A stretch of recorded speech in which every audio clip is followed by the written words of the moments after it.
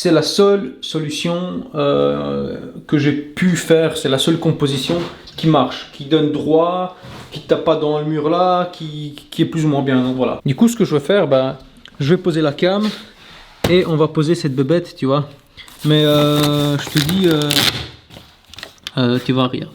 Vertical, face lisse, 2000 sur 600 en V22. Putain.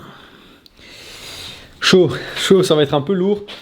Mais c'est pas grave. Donc je pose la cam, j'attaque le radiateur. Si tu veux voir des vidéos sur la pose de radiateur, j'en ai fait une. C'est pour ça que je prends pas le temps de tout expliquer. Je te mets le lien quelque part ici. Si ça t'intéresse de savoir comment monter un radiateur plus en détail, avec un peu plus d'explications, tu vas voir cette vidéo là. Et après avoir vu celle-ci bien sûr, et tu comprendras. C'est pour ça que je me permets de faire un timelapse, parce que j'ai déjà fait une vidéo spéciale sur comment poser des radiateurs en raccord central. Alors c'est pas des radiateurs verticaux, mais c'est le même principe. Et vite fait, pour les raccorder, moi j'utilise le set de connexion de chez Radiatherm. Alors c'est excellent, je trouve même mieux que les Comap, qui sont quand même les rois sur le marché ici en Belgique. Je les trouve beaucoup mieux. Déjà, je vais te montrer. Déjà, ce qui est pas mal, franchement, moi je dis 10 sur 10. Ils se foutent pas de ta gueule en termes de packaging, quoi. Regarde-moi ça. Petit truc aimanté. Tac. Tu l'ouvres. Regarde-moi comment c'est bien. Putain, on dirait que tu ouvres un bijou, quoi, tu vois. Hop. Voilà. T'as la tête thermo et t'as le corps ici, tu vois. Alors, ce qui est pas mal sur celui-là, et même si je suis pas sponsorisé, je te le dis quand même, hein, faut pas être sponsorisé pour faire de la bonne pub. Celui-là, il peut être connecté en monotube ou en bitube. Là, tu peux faire un bypass entre les deux. Donc là, du coup, tu peux le connecter en monotube, tu vois. Autre chose aussi, tu peux connecter la tête thermo à droite, comme tu peux connecter la tête thermo à gauche, tu vois. Si tu connectes la tête thermo, par exemple, à ma gauche ici, tu vois, eh bien ça, tu le gardes, ce qui fait que c'est un joli cache. Et en même temps, tu te sers comme thé de réglage, tu vois. Tu te sers comme thé de réglage pour faire l'équilibrage de ton installation. Et inversement, tu vois. Donc, tu te rends bien compte que c'est archi modulable, c'est archi complet, c'est archi compact, c'est propre, c'est blanc, tu vois. La tête thermo, elle est toute mimi, tu vois. Elle vient se compléter dessus. C'est pas ma stock, c'est pas... Voilà, et c'est moins cher que Comap. C'est moins cher que Comap. Donc voilà, là, je leur fais un bon coup de pub. C'est gratuit, mais des fois, tu vois... J'estime que, tu vois, il faut pas forcément être payé pour dire des bonnes choses sur des bonnes marques, tu vois. Allez, je pose la cam et je te dis, on partira en timelapse. Du coup, franchement, je m'arrête plus. Hein. Tant que le radiateur n'est pas posé et branché, je m'arrête plus. Je laisse la cam, je laisse tourner, je mets mon casque, je mets ma bonne petite musique et je te reprends quand le radiateur est monté. Allez, à toutes.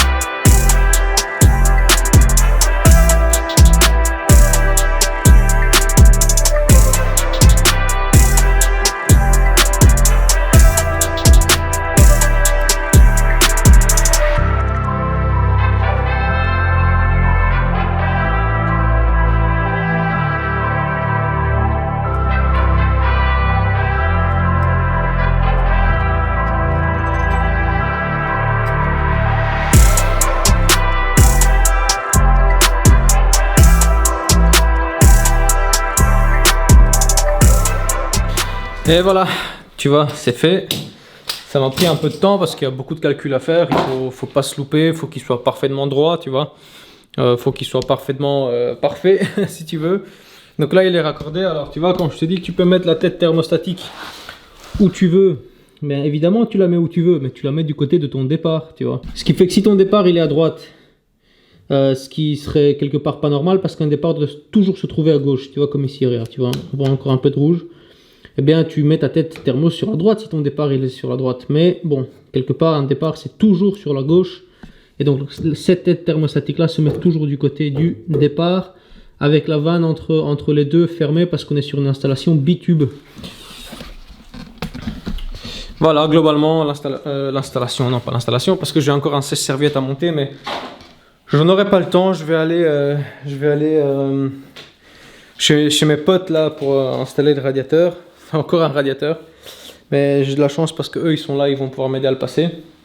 Mais globalement, regarde, il est tout beau, tout joli. Alors moi j'ai enlevé le carton de protection pour faire une inspection visuelle, pour voir que tout est nickel, qu'il n'est pas blessé, qu'il n'est pas abîmé. J'ai pas envie de constater qu'il est abîmé une fois rempli, quoi, tu vois. Donc j'ai tout regardé, fait mon check visuel. Tu vois, la ligne ici, on a la même distance partout. Enfin, il n'y a aucun coup. Tout est nickel, tout est parfait. Et voilà, regarde-moi comment c'est. Tu vois, quand je te dis que je préfère une installation multicouche encastrée qu'une cuivre mal faite apparente, tu vois. Et voilà, tu vois rien, quoi. Quand ce sera fini, tu mets la plainte. J'ai une petite retouche à faire en dessous du corps thermo, là, tu vois. Mais ça, c'est rien du tout. Mais une fois qu'il y aura la plainte, que ce sera peint, tout est invisible, tu vois, c'est tellement beau. On a juste les radiateurs qui pop un peu partout, on voit aucun tuyau. C'est pour ça que même si c'est des radiateurs normaux et pas verticaux, je les alimente toujours par en dessous, central. Comme ça, t'as pas la vanne thermo, t'as rien, tu vois juste le radiateur, tu le poses sur le mur et comme s'il n'y avait pas de tuyau, tu vois. Je trouve ça excellent. Donc je vais encore te faire dans cette vidéo, même si elle va durer peut-être un peu longtemps, c'est pas grave. Je vais te faire la pose du sèche-serviette qui sera toujours en time-lapse. Je te dis, tu as bien vu, je l'ai fait en time-lapse, je t'ai expliqué. Par contre, tu vois, je l'ai fait en time-lapse, mais j'arrêtais pas de déplacer la caméra pour te montrer ce que je fais, histoire que tu comprennes un minimum. Je vais pas faire la même chose pour le sèche-serviette, c'est-à-dire je vais poser la caméra dans un angle qui filme tout, et on est parti à 1500%, comme ça va vite. Comme ça, j'aimerais bien encore remplir l'installation dans cette vidéo, tu vois. On remplit, on purge, on descend à la chaudière, on remet la pression, et... comme ça, on clôture la vidéo avec 2 radiateurs montés et remplis. Je trouve que ça fait plus classe, tu vois. Allez, moi je vais faire mon petit enfin, c'est pas un dépannage, c'est plus un coup de main chez mes potes là, et puis je reviens et on continue. À toutes.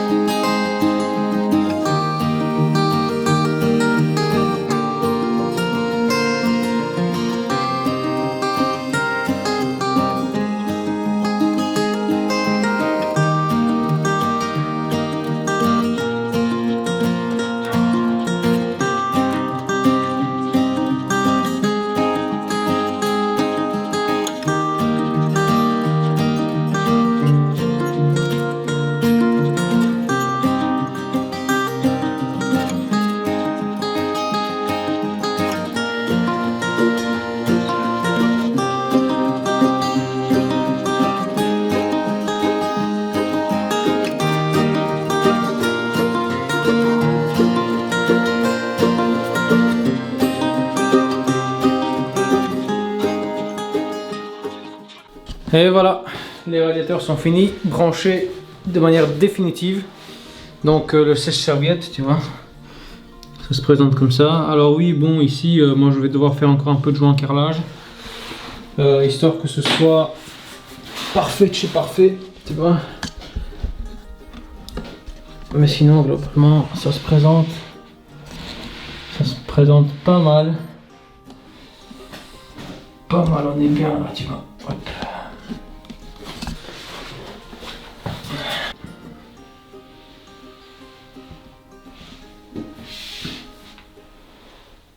Donc, maintenant que tout ça c'est fait, avant de faire le ménage dans le chantier, parce qu'encore une fois, tu vois, je déballe à peine 2-3 trucs. on ne sait plus marcher. Donc avant de faire ça, on va remplir l'installation comme prévu, comme ça.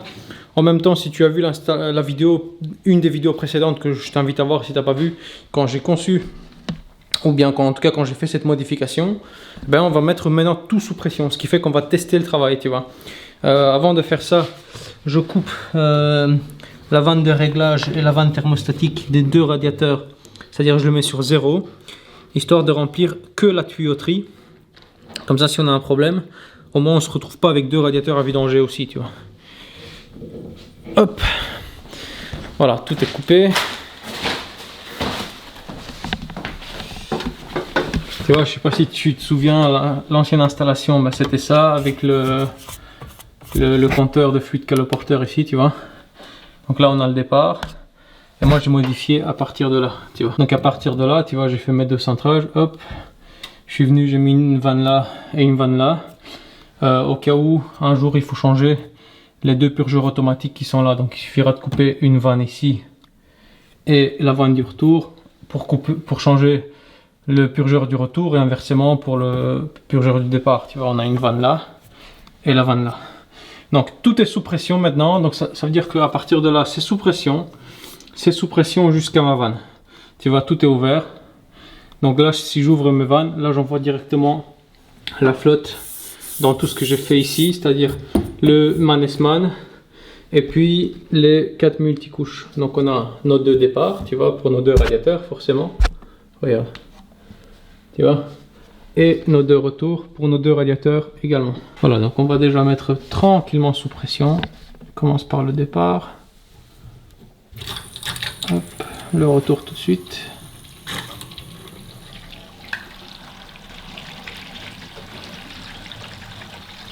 On entend les purgeurs faire leur travail parce qu'ils sont en point en haut d'installation. Ok.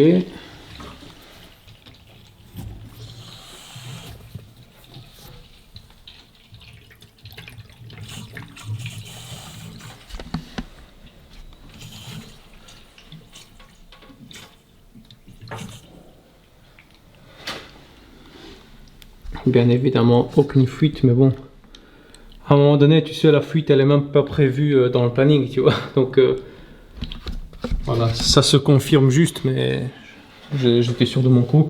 Alors, ce qui est bien aussi dans l'installation que j'ai fait, c'est que les seuls points de raccord sont visibles. C'est-à-dire qu'à partir des raccords à sortir ici, on part en tuyau direct jusqu'au radiateur et inversement jusqu'au sèche-serviette dans la salle de bain, tu vois. Donc, on n'a aucun raccord, en tout cas pour le système de chauffage, dans la chape. Donc si j'ai pas de fuite là et j'ai pas de fuite au radiateur, on sait que mon circuit de chauffage est étanche. Et alors tous mes Mannesmann et tout ça, bah, ça évidemment, tout est sec, tous mes Loctite, bref. Tu commences à connaître, hein, j'ai un minimum d'expérience déjà sur ça. C'est toujours bien de vérifier, mais à un moment donné, j'étais pas plus en stress que ça, tu vois. On va aller voir les connexions sous le radiateur et on va commencer à les remplir un par un, à commencer par le sèche-serviette. Comme il est plus petit, bah allez, on commence par le sèche-serviette. Donc j'ouvre la vanne de réglage.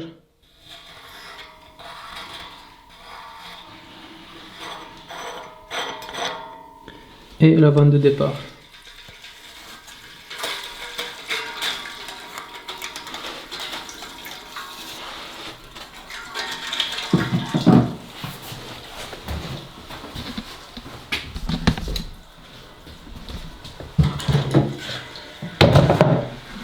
Je vais tout de suite purger afin de laisser l'air sortir un maximum.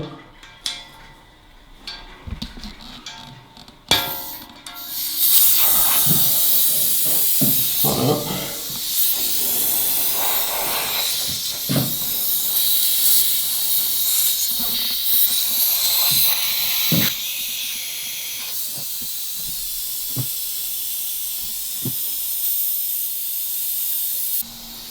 Ouais, il commence à être bouillant. Là c'est bouillant, là c'est froid. Ouais, c'est bouillant. Attends, à mon avis je vais devoir réduire parce que ça va gicler. On est bientôt en haut là.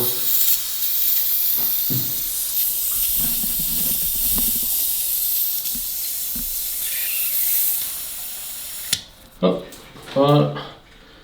Donc c'est bien. On va passer au gros vertical. Lui, il va mettre beaucoup plus de temps à se remplir sûrement.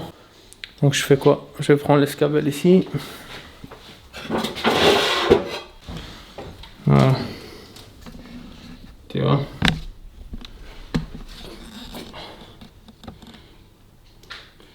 Voilà, je vais devoir le purger par ici. Alors je vais laisser déjà le purgeur ouvert, de toute façon je risque rien.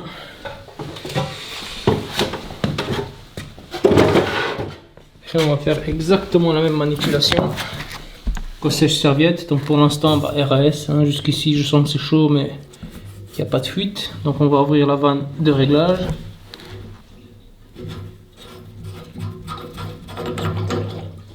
Et le départ.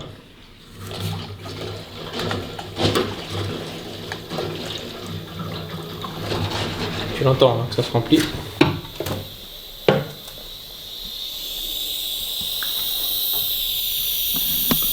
Voilà. Alors il est évident que je ne vais pas te filmer pendant genre 4 minutes le temps que ça se purge. Je t'explique juste ce qu'il y a à faire. Dès que j'ai de l'eau qui sort par mon purgeur, je vais couper les vannes. Comme ça, le circulateur, quelque part, il est éteint. Tu vois, je sectionne le circulateur à l'entrée de mon appartement. Je parle du circulateur de la chaudière en bas. Hein. Là, c'est une chaudière commune sur tout le bâtiment, tu vois. Et comme ça, je laisse toute l'eau, voilà, se reposer tranquillement. On parle plus d'un circuit du coup en mouvement. On parle de l'eau stagnante, d'un circuit stagnant. Et comme le circuit est stagnant, il n'y aura plus de petites bulles d'air, etc. Tout aura tendance à monter naturellement vers le haut. Aussi dans les radiateurs, les purgeurs automatiques vont pouvoir évacuer encore tranquillement ce qu'il y a dans les tuyaux, parce que comme le circulateur ne fait plus déplacer l'air un peu partout, ils pourront faire leur travail. Entre temps, moi je vais descendre à la cave, vérifier la pression de la chaudière, parce que mine de rien, on a quand même rempli une installation avec un gros radiateur et un sèche-serviette. Tu vois, sachant qu'on est sur un bâtiment 4 étages, 4 appartements par étage, donc ça fait quoi, 4 x 4, 16, 16 appartements. Donc à mon avis, sur 2 radiateurs comme ça, on tourne sûrement sur une chaudière qui tourne à 3 bars. À mon avis, je l'ai fait chuter à 2,5, tu vois. Je pense que je l'ai fait chuter à 2,5, je pense. Mais c'est pas grave, de toute façon, ça se confirmera. Donc moi, quoi qu'il arrive, il faut que je descends, remettre la pression. Ça, je t'invite pas à faire, hein, clairement. Si t'es pas chauffagiste, si tu connais rien, commence pas à toucher des grandes installations comme ça. D'ailleurs, j'ai fait une vidéo où j'ai vidangé une énorme installation de plein de radiateurs, je me rappelle plus. Je te mettrai un lien quelque part par ici. Alors tu vois ce qui confirme que la pression a chuté. Regarde. Tu l'entends, j'ai quasi plus de pression d'air. Donc là ça commence à salement stagner, tu vois. Tu vois, j'ai quasi plus de pression là. Ouais, il est plein à peine à moitié. Pas grave, on va laisser tranquillement. Donc après, quand je fais ce que j'ai à faire à la cave, je remonte, tu vois. Je repurge mes installations qui seront sous pression, tu vois. Même si les vannes sont fermées, elles seront toujours sous pression de 1 bar, tu vois. Parce que si on est à 3 bars en bas avec ce qui va chuter, ici en haut on sera peut-être à 1 bar maximum. Je vais repurger et ensuite j'ouvre les 2 robinets. Avec les 3 bars que je vais mettre en bas et le 1 bar qui est ici, tout va s'équilibrer et voilà. Globalement on sera bon. Sachant que moi je suis ici pendant encore 1 mois pour travailler. Donc je pourrais encore... ça commence à gicler là, tu vois, regarde. Tu vois. Hop là. Voilà, il est plein. Il est plein d'ailleurs, ça. Oh, il est bouillant, vraiment. Voilà, donc pas de fuite. RAS, l'installation elle est clean. On va à la cave, c'est parti. Il nous a bien servi cet ascenseur, putain, t'as pas idée. T'as pas idée ce qu'on a descendu avec ça, mais à un moment donné on n'avait pas le choix, tu sais. On a un dos aussi, hein. On peut pas tout mettre sur la colonne vertébrale, tu vois. Donc chaufferie. Tu suis toujours les magistrales, hein. Les magistrales, on a 2 départs. Hop.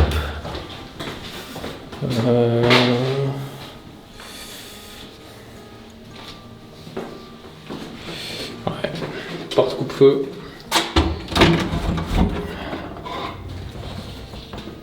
Voilà. Eh bien. Voilà.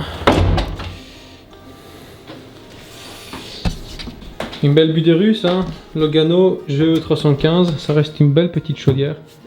Mais Il faudrait la changer. D'ailleurs, je sais qu'il y a des devis qui tournent ici pour changer la chaudière. On m'a proposé aussi de le faire. Moi, j'ai pas envie. J'ai pas envie. De toute façon, ici, je pense qu'ils vont partir sur 2 Vaillant Ecotech Plus. Celles qui font genre 40 kg, non 60 kg pièce, je pense. Bref, je pense qu'ils vont partir sur ça. Je sais qu'ils m'ont proposé de le faire, mais j'ai pas envie de... En fait, moi, je suis pas trop contrat d'entretien, etc. Tu vois, parce qu'après, je dois trop rentrer dans le chauffage et ça me fait chier, tu vois. Faire que de l'élec, que du chauffage, t'as bien compris, ça me fait chier. Moi, j'aime bien rénover des appartements, c'est ce qui me passionne le plus, tu vois. Donc, pression. On est là quand même pour parler de la pression. Tous les circulateurs sont en marche. Je vois que tout tourne. Bon, ça c'est pour le boiler. Et le circulateur chauffage, il tourne aussi. Aucun code d'erreur sur la chaudière.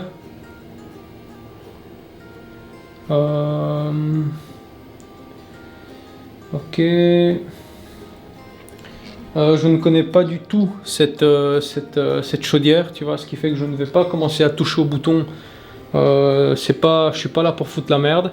Je suis juste là pour chercher un manomètre analogique et juste remettre de l'eau dans l'installation, tu vois.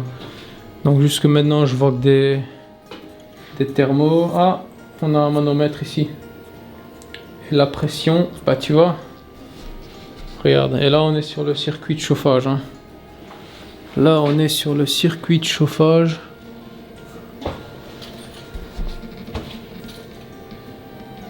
Ouais.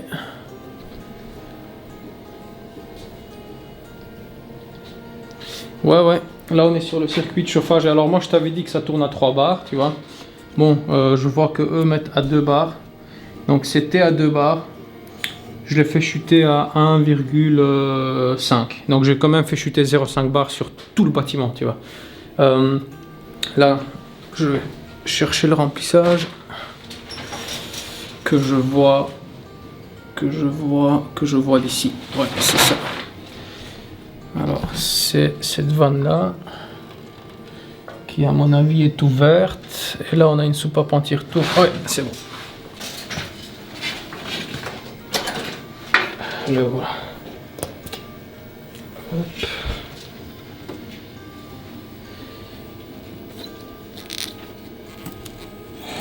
Voilà. Tu l'entends, on est en train de remplir.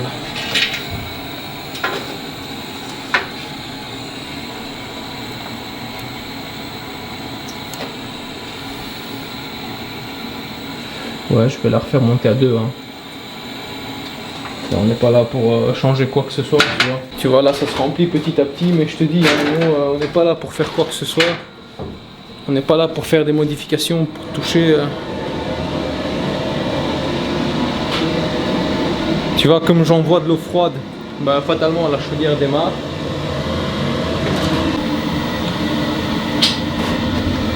Oula, elle est partie, putain, il m'a saisi.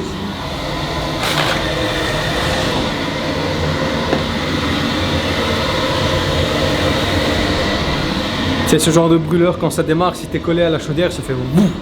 Tu le sens vibrer sur ton dos. Donc nickel, on est à 2 bars, j'ai remis la pression, la chaudière tourne. Tu vois, c'est tout con.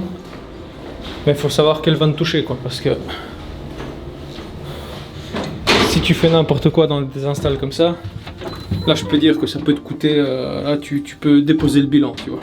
Ou si tu fais une connerie ou tu marches sur un tuyau, tu appuies sur un mauvais bouton, les gens restent sans chauffage en plein hiver, enfin t'as quand même l'air con, quoi. Donc si t'es pas, enfin de toute façon t'es pas censé avoir accès à ce genre de local, j'ai envie de te dire, donc il n'y a pas trop de risques. Voilà. Allez, nickel. Alors comme je t'ai dit, moi je vais plus tellement tout te filmer maintenant. Tu vois, les 2 vannes sont coupées. Je vais repurger parce que là, l'eau elle a eu le temps de stagner 5 petites minutes. Je vais repurger et je vais ouvrir les vannes pour laisser définitivement ouvert les circuits. Donc voilà, on a fini, tu as vu ce que j'ai fait. Je vais encore travailler en off, je vais pas tout filmer, je te dis, parce que sinon on s'en sort plus, tu vois.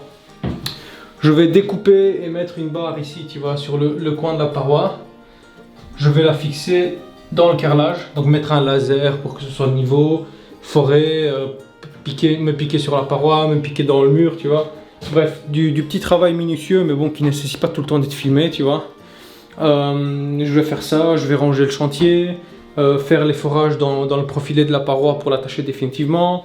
Bref, moi j'ai encore 2 petites heures de boulot, mais je pense que cette vidéo a déjà été assez enrichissante comme ça. Donc quoi qu'il arrive, moi je te dis à la prochaine. N'oublie pas de liker, commenter, t'abonner, tout ce que tu veux. Et dans le prochain épisode, encore une fois, je sais pas ce que je ferai. Je verrai au feeling et à la place que j'ai. Parce que voilà, on évacue et on monte tout ce qu'on peut monter. C'est un peu le principe au jour d'aujourd'hui. Comme ça, je me refais la place pour travailler. Ça va? Allez, salut! You can't come around just as you please. Pretend to wear your heart on the sleeve. Claiming to have found this inner peace. I just count the minutes till you leave. And you can't